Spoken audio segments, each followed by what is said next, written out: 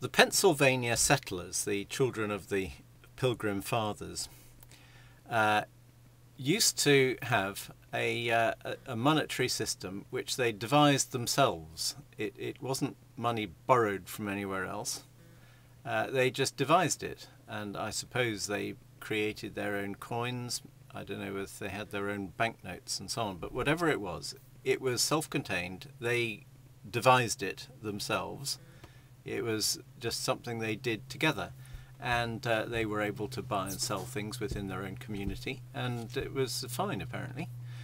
And then something happened. Some bankers came along from Europe, and they saw this rather prosperous progressive society, and they said, no, that's a very simple way of doing it. Well, it's what you need is real money,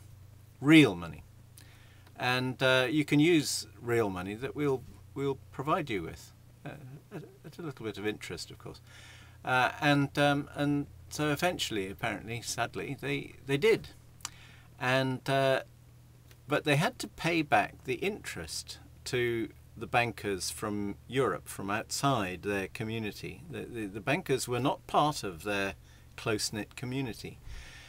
And so every year they had to pay them back interest. But where were they going to get the money from to pay the interest? They had to get more of it because there was a limited amount in circulation.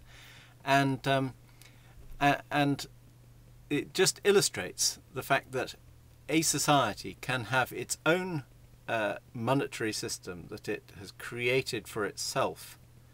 It can be the creators of the money, or it can use money provided by somebody outside the society at interest. And the latter, in my view, is a mug's game, and you have to pay interest on it, whereas the previous lot, the self-contained lot, you didn't have to pay any interest on, you just had to invent it. And I think we should go the way of the Pennsylvania settlers, and not the way that the bankers from Europe were urging them to go along with, because that leaches money out of the system. There's always a debt to be paid back to them. All the money that's circulating after that change was a debt to the bankers. The bankers really owned it, and they had to be paid this interest. The interest had to be got from somewhere, so they had to continually be growing so as to be credit worthy. They had to sort of keep an eye on their back as to whether they were going to be credit worthy to merit being lent more money to be able to pay the interest back. And it was bondage, really. So I think we should go down the line of the Pennsylvania settlers rather than the way that the European bankers were persuading them, and eventually successfully persuaded them to go. And apparently it was the issue really that underlay the American War of Independence against us.